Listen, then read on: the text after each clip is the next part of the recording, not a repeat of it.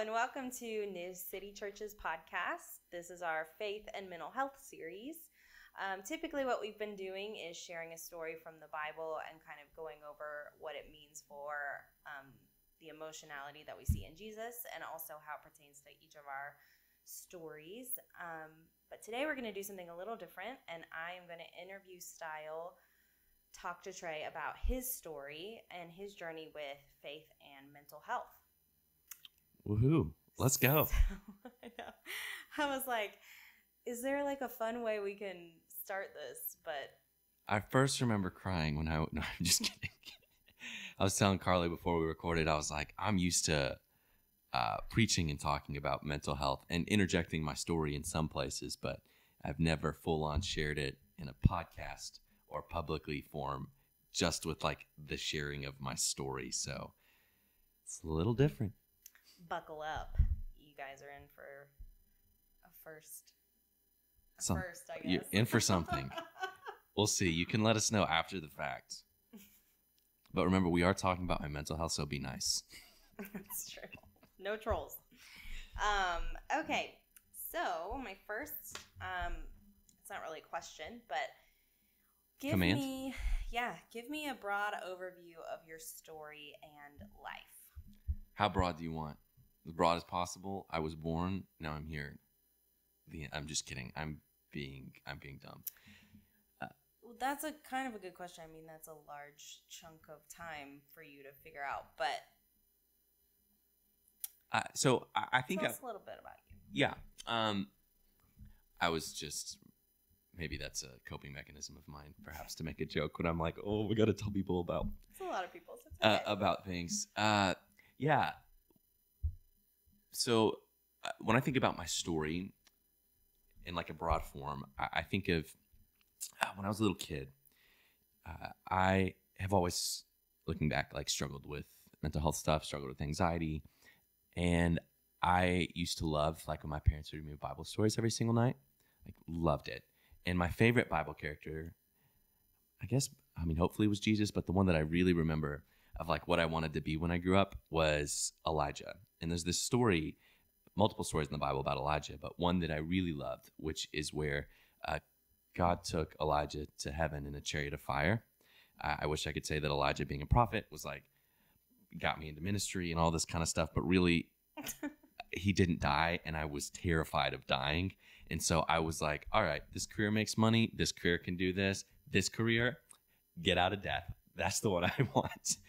And so I wanted to be a prophet like Elijah as a little kid because I was terrified of dying. And for a lot of my early childhood, I grew up in a Christian home where they read us Bible stories, went to church. I'm oldest of 6 kids, so I'll let you figure out what all of that means. Busy, loud house, lots of animals. I was mainly homeschooled, so that also factors into a lot of my like stuff about isolation and connection with other people. But I was really, as a kid, I really remember being scared that if I died, I was going to hell. My mom has told the story multiple times that apparently when I was like 5 years old or maybe younger, I preached to my younger brother, who was 2.5 years younger than me, telling him that if he didn't believe in Jesus, he was going to go to hell. OMG, a fire and brimstone preacher at 5 years old. Which tells you something about what I was terrified about, you know? And apparently we got in the car one day and my brother told my mom at like 2.5, I got saved today. And she was like, okay, what? And I'm grinning ear to ear because I was just so happy. But for me, I was like terrified. I was so scared. And I would pray, for years, every single night, that Jesus would save me because I worried that I didn't pray that specific prayer with enough faith in that particular time that I prayed it. A whole lot of other things that I felt and worried about. I got scared with the Left Behind movies. I got scared with a whole lot of other stuff. Later on, that manifested in some pretty OCD-like tendencies. I was really afraid of germs, and so I would wash my hands all the time. And like later on in high school, I carried around hand sanitizer in my pocket, just wherever I went, which now is like, COVID. It's like, all right, cool. Everybody, takes hand sanitizer everywhere. Everybody makes their own now. Or really? Did you make your own hand sanitizer? Okay. All right. I was like, what? Yeah. And so I was terrified of a lot of things. And that was like really kind of an obsessive thing in my brain. Like I couldn't help but think about it. Like if I stuck my hand into something or if I touched something, I would think about all the other people that have touched it and what else they have touched. It's really gross if you actually think about it. And so, but in the winter, I would like wash my hands so much that they would like get really chafed and bleed and that kind of thing. And so I had to work pretty hard to like push through some of those types of things. But I say that to say my like anxiety and stuff with that has manifested in a number of different ways. It wasn't until after college that I realized what I had struggled with was anxiety and depression. And after that, I started going to therapy, started trying to do all the right things. It didn't fix my problems. I loved Jesus, was trying to follow after him, was praying about it, was like trying to work out, was like trying to talk with people about it as much as I knew how. And so fast forward a little bit, and I remember this is another kind of pivotal moment for me. I remember sitting in my counselor's office one day, and I had been really struggling with God because I had been praying that he would take my depression away, not make me feel the things that I felt. And finally I was like, okay, maybe you're not going to take that part. Okay. So I started praying that he would give me a friend that understood. I'm like, it's not that high bar of a thing. I didn't think, because I was tired of having to explain it to people, because I was really tired and I just was feeling really, really bad. And I remember one night I told God I was done. I didn't flesh out what all that meant yet. I was working at a church and doing other stuff, so there was a lot that needed to be unpacked if I actually was done. But that's what I told God. I was like, even if you're there, like, I'm done. And I kid you not, I walk into my counselor's office the next morning, and he asked me, which he normally didn't, Trey, how's your relationship with God? And I just like chuckled. I was like, man, I had a real good talking to him last night. We had some choice words, or I had some choice words rather towards him. And he just starts smiling, if I remember right, which is a weird response when someone's like, I'm having a rough time with God. And he looks at me and says, it's just funny because the like time that you've been coming here, I've been thinking that our stories are so similar. And what you've experienced and are experiencing, and like even the triggers behind it and things you've walked through in life, are so like what I've walked through. And I was like, oh man, God had already answered that prayer. And then he brings up this story in the Bible, which he normally didn't really bring up stories in the Bible, but he's like, so there's this prophet in the Bible named Elijah. And I was like, okay, all right. It's like there's this story in 1 Kings 19 where a lot of people think that Elijah went to go be alone, and he basically prayed a suicidal prayer to God. And he said that and was talking about Elijah and just God meeting us in the midst of suffering and all this. And I just couldn't help thinking, okay, when I said I wanted to be like Elijah, this part was not the part that I wanted.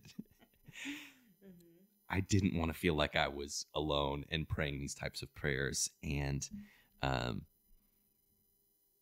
that God just gave me enough to make it through. And so fast forward from there, I'm sure we'll dive into more of this, but getting more holistic care and figuring out a good repertoire of things that works for me and my biology. And that's been really helpful. And now I've kind of, through the journey of walking through it, I've come to see it as like essential piece of like my purpose is showcasing a God who meets us in the midst of pain and suffering, and not just at the end of it, because I've come to encounter Jesus really beautifully in the midst of pain. not just when everything's great. That doesn't mean I'm like hungering for more pain or sorrow or feeling depressed. I don't enjoy it. But I think a lot of us have lost a really beautiful picture of what it actually means to be Christian, which is God meeting us presently in the midst of pain.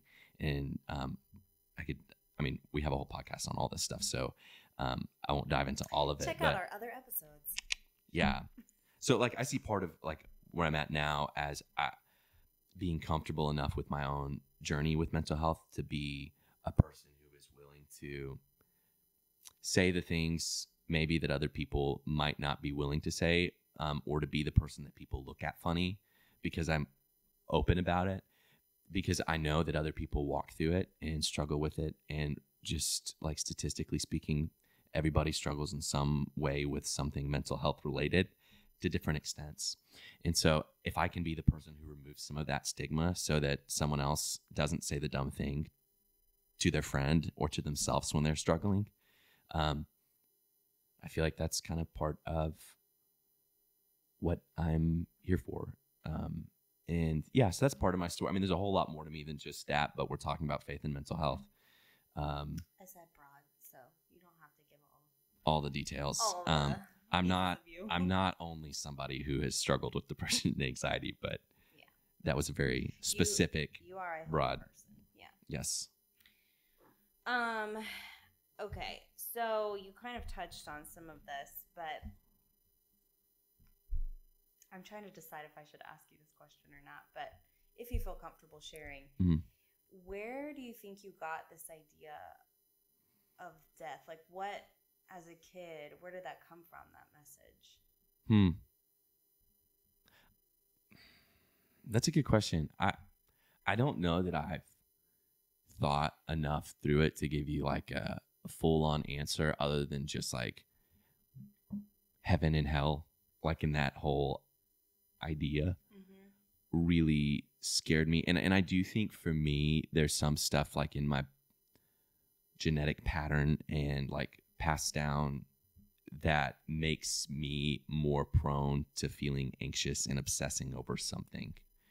And I think at that time, that was it. Like I remember there was a kids movie even that had like an angel of death in it, like a Christmas movie or something. Gotcha. And I got so scared, like I was like, we have to get rid of it. And my parents, when they knew, were like, yeah, of course. Like they threw it away, but like Left Behind really scared me. Multiple times I thought Jesus came back and left me. When I was, I think 10, I remember going to bed and thinking, if I've lived a tenth of my life, if I've lived to be 100, I've already lived a tenth of my life. And I was really sad about it because I was like, I don't remember most of this.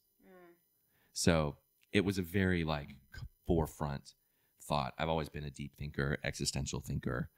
And so, yeah. Yeah, that makes sense. Because I was just thinking, like, as a kid, at some point, obviously you're not born with the knowledge that there is death. And so at some point you had to have picked up on something that was like, this is something that exists and something to be afraid of. So yeah, I'll have to think on that more if there's a particular moment or something. But yeah, broadly speaking, I think that's where maybe it comes from. Well, you also have obviously touched on just some of these different things that you've wrestled with and struggled with. But when did you first find out / begin to think about the concept of mental health? Yeah, that's a great question. I know by the time I hit college, I was thinking about becoming a counselor or more likely a psychiatrist. I was interested in med school because that's like kind of where a lot of my family's in medicine. And I ended up doing my undergrad in psychology and Christian leadership. But for a while, I was really toying with the idea of becoming a psychiatrist or a counselor. Like that was a pretty real career path option for me. Until really I started feeling more specifically led into the local church. But yeah, that was probably when I first like started to realize it, when I first realized it as more of a thing for me. I mean, I was terrifyingly, like terrified and anxious, like as a kid. So I didn't know that was totally not, it was just what I knew. It was your normal. Yeah. It was my normal, like not being able to sleep, staying up late because my mind was racing was normal to me. It wasn't until after, like towards the end of college, I remember towards the end of senior year, I noticed like, I feel bad. And I was like, why do I feel bad? And I was like, okay, I haven't stopped. And then I was like, oh, I think I've like pretty much always felt like this. And so that kind of kick-started the journey into wrestling with it, because I think before I was like, for the most part, my circumstances, if they weren't bad enough, I was like, well, I don't have reason to feel these things. And so I would kind of discount it to some extent. And so it wasn't until even after college that I first began to say, oh, I think this is depression. Which depression is a weird thing because it can be as little as 2 weeks or much, much longer, which was more my story. Yeah. With some higher piece of it. Yeah. Yeah, that makes sense. I feel like there's always like a turning point of going like, oh, wait, maybe there is a name for this thing that I keep experiencing. And so that's so different and happens at different times for different people. I literally, when I started seeing, I can't remember if it was when I started seeing a therapist or like eventually going on to see a psychiatrist, I like asked because I was like, it just helps me. It's also weird when you just like read your medical file and they didn't tell you and you read it and you're like, oh, okay. I bet that is a weird someone else's perception of your stuff. Yeah, especially when you're only with them a couple minutes and you're like, oh man, is it that clear? Okay, all right. They are professional in that field, but yes. Yeah. I'm sure that's a weird experience. Okay, so what are some harmful messages that you've received about faith or mental health? Faith and mental health. I think just one thing we've talked about a lot on this podcast, which is just don't trust emotions, is a broad statement. Don't trust emotions, which we talked about, negates a lot of things. One, you're made in the image of God and God feels things. It's not historically accurate either, as far as like what it's meant to be a Christian. From my understanding, the early church, the way Christians suffered actually brought people into faith as opposed to away from it.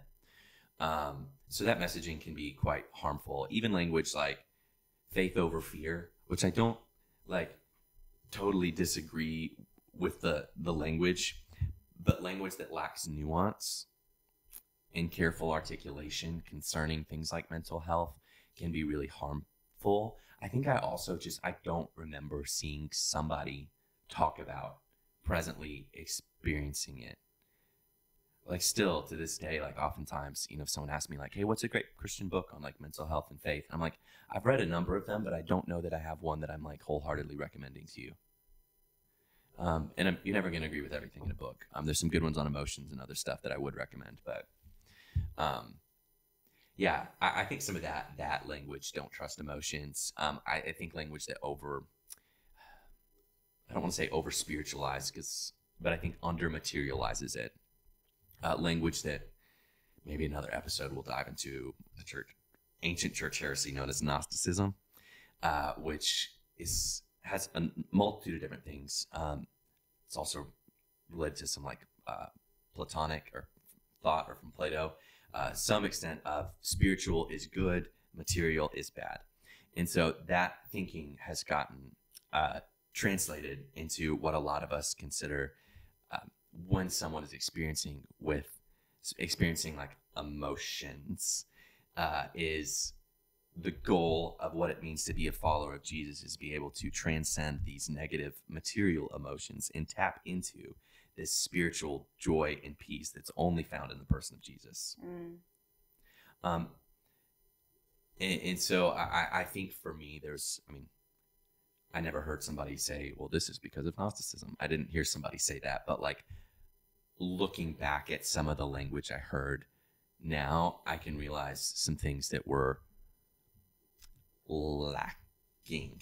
It just wasn't really talked about. And if emotions were talked about, once again, it was like, don't trust emotions. So I was like, okay, I can't trust these, which also meant I didn't listen to them, which just made them upset and louder. So Yeah.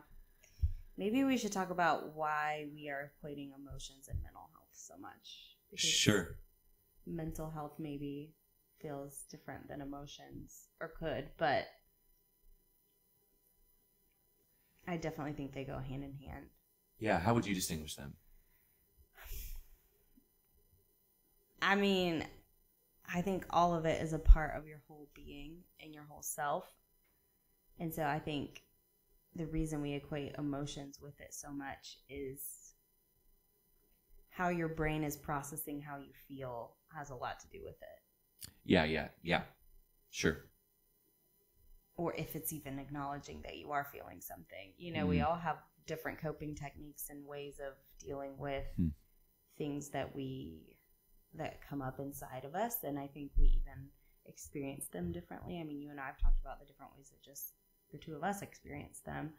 And so I think a lot of it goes into like, if you can't name and claim your emotions, name it and claim it, baby. I'm just kidding. Then you don't understand a large part of yourself. And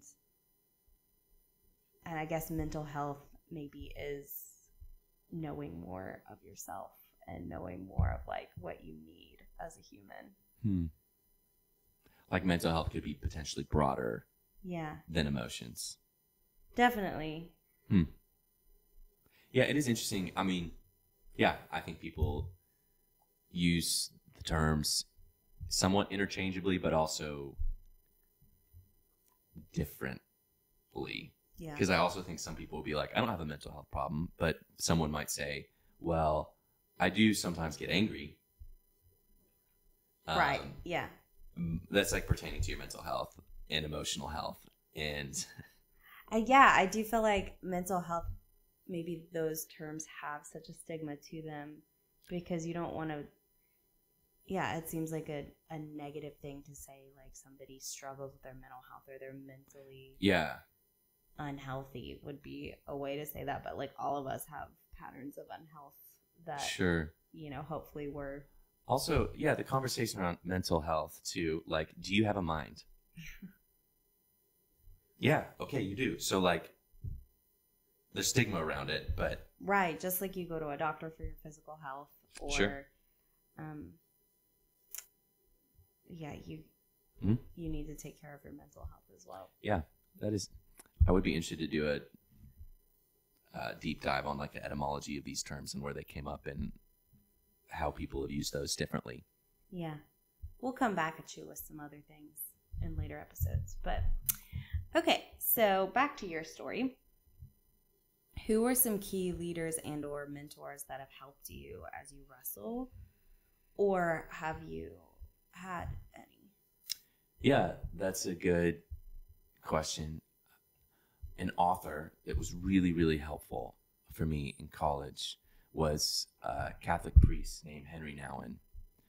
And I can't remember if he wrote it with other people or not, but he's a spiritual formation guru and has some beautiful works talking about encountering God in the range of what it means to be human. And I remember one in particular that he wrote that he may have written with other people called Compassion, where he broke down the word compassion.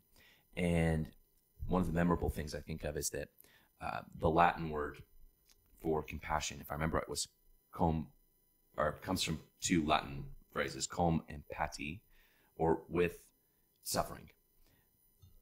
And so when Jesus repeatedly in the Gospels is moved by compassion, the argument that he makes is that Jesus is entering into the suffering of those who were hurting.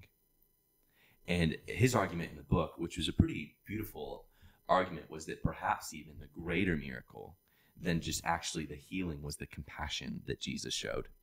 And I don't know that I would use superlatives to describe which one's better or worse in that, but I certainly think it's incredibly noteworthy that with Jesus, I think both of those pieces have to be remembered, both the like actual healing that he did, but also that he was moved by compassion. And so I think that started to do a work in me of encountering God in the midst of my pain, because I think the subconscious kind of text was like, don't trust emotions. And I feel a lot of emotions. I've always been a sensitive guy, like love chick flicks, like I don't know if you can call them that, rom-coms, whatever, which I felt weird about as a teenager. But I've always been more sensitive. And sometimes that frustrated me. And sometimes the inner voice that I would hear from what felt like God, which really I think was just me or other things, was like really disappointed in me for feeling those things. And this like compassion of God piece really started to like, I think, do a permeating work in my soul to see that God meets me in the midst of all of those things. And I think that, and then I was in a class with a professor at Belmont where I went to school who was a spiritual formation guy and was incredible, gave lots of room for silence, and reading stuff like Henry Nouwen and others, which has really started doing a big work in me. And then also like studying psychology.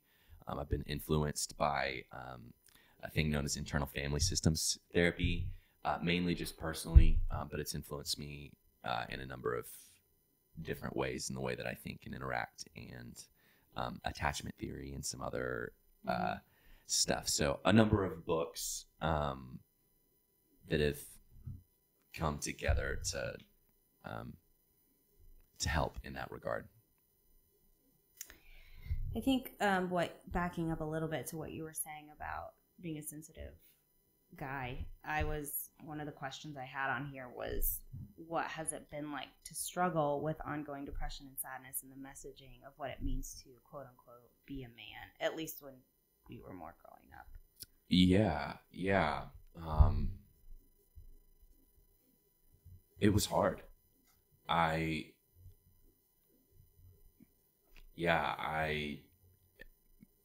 never really loved like watching sports. It's a typical guy thing. I love watching swimming because that's what I did, but that's on TV like once every 4 years. And so once every 4 years, I can feel like a stereotypical guy and get really into it.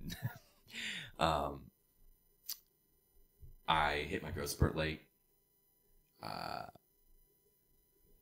I went through puberty later. And so all those things, and I was like skinny and felt scrawny, and being more sensitive, and if you want to use the word, like more effeminate in that regard, made me feel really insecure about being a man, and, wondering what girls thought about me, or also what other guys thought about me, because I felt a lot of things, and a lot of guys just didn't talk about that stuff. And so that made it, and also being like shy and struggling with social anxiety, there's a whole lot of things that make that even harder to push the envelope on, like, I'm going to be the vulnerable one here, Yeah. And messaging like big boys don't cry, and like, that's more of an extreme one, but like guys being depicted as not being emotional, being logical and level-headed, and all of this. I think it was really hard and made me wrestle with a lot of insecurity, and it's taken me a long time to like now where I feel pretty like more comfortable in my own skin than I ever have. But that has taken me a long time to get there, and I know I'm not totally there yet. You still struggle with things? I'm just kidding. Yes, I do. Yes, and amen. Yeah, thanks for sharing. I'm sure that's not a fun thing to share about on camera, but it's okay. I think it's important because like I said earlier, I want to be even a guy who someone can look to and say, this guy struggles and has struggled with depression, anxiety, and like feels things and is okay talking about them. Not that I'm not still going to say dumb things. I do say plenty of dumb things, probably on this podcast. I'm sure I have. I'm already thinking of them. But yeah, if I can help remove stigma like that too, I'm all for it. And there's a lot of harmful messages about what people have equated with biblical masculinity and biblical femininity that I don't think are actually totally scriptural. Because Jesus wept, Jesus got angry, Jesus felt a range of these things. And so, yeah, I mean, can't say big boys don't cry if Jesus cried, you know, like, I mean, whatever big boy you're talking about, I don't want to be like him. I want to be like Jesus. So, yeah, I definitely think Jesus was very sensitive. I mean, even when you were talking about compassion and what that meant for him to enter into pain with people, you can't be that way without knowing and being in touch with like your own pain, your own emotions. Yeah, as Isaiah 53 talks about him being a man of sorrows, acquainted with deepest grief. A man of sorrows. True. Maybe that'll be on my tombstone one day. There you are with the death thing. It'd probably just be more sad man. Oh, man. Just kidding. That's Jesus' title. I'm not going to steal that one. Yeah. You could quote the scripture, perhaps. Yeah. Okay. Let's see. What else do I have? If you feel comfortable sharing, how have peers treated or received your story and struggles with depression and anxiety? Yeah, I think everybody's different. I think it's a mix. I'm trying to think if this is true or not. I feel like I've gotten much better and more compassionate responses from women generally than I have men, which probably goes back to that stereotype thing. I'd be interesting to hear a study on like Gen Z and emotions and see if that's different, which I think would be awesome if it was. But I know from my other conversations with guys who are more sensitive, like in adulthood, that was a more regular theme, was like, it was easier to talk to women about these things because they generally knew more what to do and didn't judge you because of it. I think sometimes, people just don't know what to do. I also, like, maybe outside of a therapy, I can be pretty,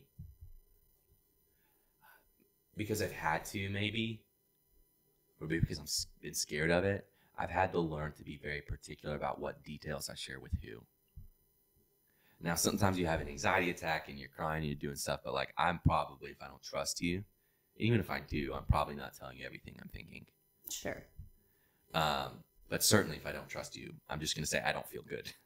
And that's probably what you're going to get. Maybe a little more than that. So sometimes people try to fix it. Sometimes people are cool, like the first time you tell them, and are like nice and encouraging. But then when you actually are like having an anxiety attack or really depressed and you're in front of them for a longer period of time, it's not as like, oh, thanks for being vulnerable. I'm like, it's like, oh, that's, maybe I wouldn't say it, but like, it's kind of a Debbie Downer. Yeah. And then other people, I think of my wife, like, who was always just good about sitting there with me, crying with me, just being there. Not that there was anything particularly profound that was said, although I know she has said plenty of profound things, but what I really remember was her presence.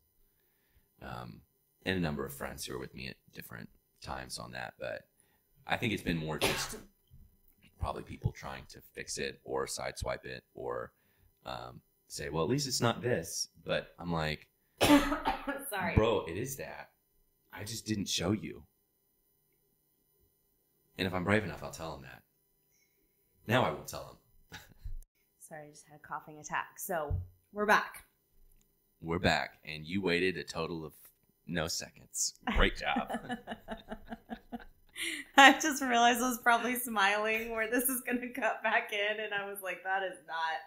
It's because I was, anyway, because we had to take a little break. But. Oh, I forgot one other thing that Pierce did. One of my friends was really good about sending me dark memes, like really sad, depressing memes. And for whatever reason, I can't remember them now, but they made me laugh at the time. And so that was helpful then. Yeah. Yeah. Man, sometimes it's so tough. And whenever you're in adolescence, like the people around you are other adolescents, and we're all just like learning and growing and at different levels with everything, and you feel so awkward, and so you're like, I don't get that, because you're really like, that scares me, and so Yeah. I'm sure it can feel so isolating when maybe even people aren't to a maturity level to where they can openly admit, like, I've also wrestled with similar things, or I'm here even though I don't understand what you're going through. Yeah. And I think part of what I struggled with too, once I even found people that had experienced depression or this like depth of feelings that were near and dear to my story.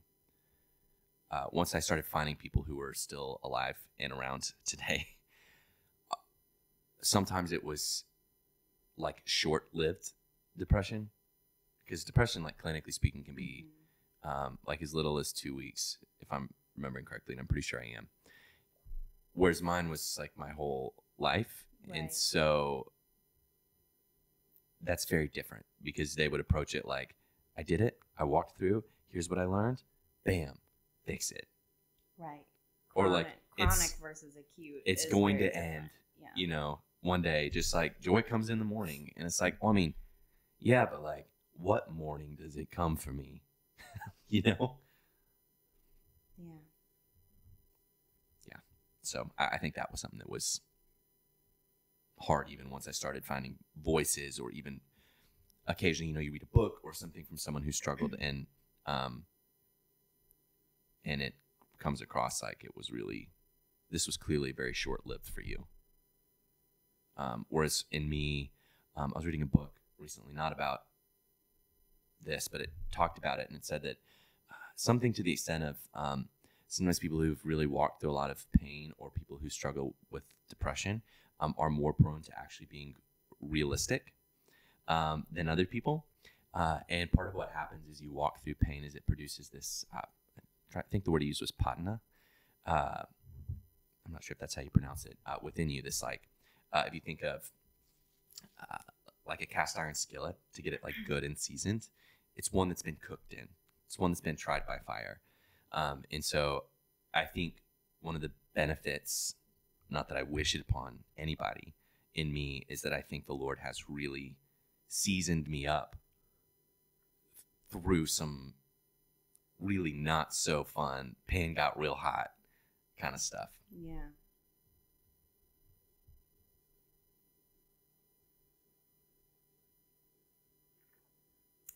I was just thinking, like, sometimes when we go through pain, we use it to understand more about what God desires from us, and then sometimes we just want to turn and run from it. So what is it for you that has allowed you to try to understand it through what God might be teaching you or training you? Yeah. I mean, it's in some ways easier now to talk about it when I've been in like I hesitate to use the word good headspace, but if I say that, I think people know what I mean, although I don't know that I would call the other one like bad. Just wasn't enjoyable. Right. I've been in a good spot with good treatment and other things for the past like 4 or so years, and so easier to talk about it now in the perspective of like finding meaning in it and seeing this. But it was a lot of a mix of like trying to run away and go through and try to run through and fall through and just be stuck and want to be done with all of it, which might be a runaway mentality. And so I think there's a number of things that I've ran to in my life to try to mask that. Some that aren't inherently bad, some that certainly were inherently bad. And as I stopped going to those vices or realized what these things would lead me to, I realized at best they started like numbing me. And so at one point, maybe it was after college, I realized I'd kind of become kind of numb. And I remember praying and asking God to like break my heart for what breaks his. And then about a year later, I was in like really heavy, like dark, like strong feelings of depression. Depression can also be associated with numbness. So it manifests in a lot of different ways. But in that, I honestly feel like I didn't, at some point it came to be that if I wanted to make it, I didn't have a choice but to go through it. If I want to be really honest. Because I would try all the other things, and like, I never understood language like, for me to live is Christ and to die is gain. That's in scripture. Until then, I didn't start to understand more of the laments, like one that ends with darkness is my only companion, or something along those lines that felt really true. Not just sound cool, but like, not that sounds cool and fun, but like, not that it's just poetic, but like it rang true in my soul. When I say soul, I mean my whole being. And so for me, it honestly at some point felt like if I wanted to make it, I didn't have a choice. And then it was a back and forth of a lot of wrestling and lamenting and crying out to God, and why don't you do something, tucked in with kind people like my wife and therapist at the time was really helpful. And the Lord giving me grace to make it through each day. That story that I mentioned earlier from Elijah in 1 Kings 19, God basically sends an angel to give him enough to make it for 40 days, like food and water, and has him rest and do all this stuff. And I feel like the Lord during that darker seasons gave me just enough to like, I need you for the next 15 minutes. I need you for the next 15 minutes. I need you for the next 15 minutes. And so I think I was really just like fell flat on my face, not for not wanting to go other directions, but eventually I kind of ran out of other things that would work. And so that's where I ended up. And I think as I was walking through it, there are bits and pieces occasionally where I was doing student ministry, where I'd have a student come to me and start to say things of what they were walking through and struggling with. And God would give me little glimpses in those moments that I can't remember who said it, but perhaps our like greatest calling or even greatest contribution in the world like comes through our pain. And so God really started, I noticed, like developing empathy in me for that particular thing, where I could be the voice that I wish that I had when I was younger. And when I say voice, I mean sometimes talking, also sometimes just sitting and listening. But in my pulpit ministry, if you want to call it that, being a voice to say it, the things that I wish I'd heard. Yeah. And so I think God started to fuel what was pain and like turn it into purpose. Yeah, I definitely think that has to happen in order for us to become who we're meant to be. You know, I mean, because we all have things that we wrestle with and struggle with, and you're being so vulnerable with what those things are for you. And, you know, the Lord can use those things to equip you and can equip you in the midst of those things. And then one day you'll be like, okay, well, I still don't really understand why I had this. Yes. But I do know how I can use it to help others. Yeah, like, I mean, it was so weird. Like, even during, so if you're listening to this podcast, you probably know we're a church plant. And during church planting, like, not that we're still church planting, but like, before we officially launched, it was so weird that like what I found connected with people the most was, hi, I'm Trey, and I've struggled with depression most of my life. Hi, Trey. I mean, actually though, you know, I mean, there's whole conversation that can be had around how that I think ought to be more what church is like. But yeah, it makes us human. And I think of the Apostle Paul when he talks about pleading with the Lord about this like thorn in his flesh, and we don't totally know what it was. And pleading with the Lord 3 times about it, I think, is how many times, which I certainly pleaded way more times than 3. But if I remember right, God said something to the extent of like, that his power is made perfect in weakness. And Paul says, so I'll boast all the more gladly in my weakness. So that's what I want to do. Now, it's easier to do for past weaknesses than like, I'm having an anxiety attack right now. Yeah, let's film it. Oh, gosh. We're not going to do that. Yeah. I'm sure I just made such weird expressions on the camera for that one. Yeah. It's okay. I was like, so we have a few more questions, but some of them I feel like you've already answered. But I'll ask you this to kind of wrap up for today. What formational practices or postures have helped you in times of darkness? Lament. Like a third of the Psalms are Psalms of lament. And if you're not familiar with lament, I encourage you to check out. There's a number of different Psalms. I think Psalm 22 might be one. Oftentimes there is a turn towards praise later on in it. But my favorite ones in dark times were ones that did not have that turn. Ones that ended like, darkness is my only companion, as I mentioned before. And I remember in a seminary class, we had to write out our own lament, which I didn't bring here today. I shared it in our growth group, which is what we do for our small groups here at New City a while back. And it's one of the more vulnerable things that I've ever shared. Like even still, like it feels very raw and honest. And that was a practice that was really helpful. Just like vocalizing my pain to God, that just like being honest. So lament was really helpful. I mean, obviously when I think of formational practice, I don't think of just things that are innately spiritual. Therapy was helpful. I mean, your diet and working out is helpful. For me, I think working out was something that was helpful. A practice of like silence also is really helpful. And to develop an intimate communion with God where like you actually feel like, I don't know, like my darkest moments, maybe not all of them, but a lot of prayer. Like just like a constant dialogue with God. Maybe more monologue for me at a number of different times, but like just lots of like inner prayer. And then silence as well, just to like posture that, and partially because like it's hard to, my inner world was like, felt like it was exploding.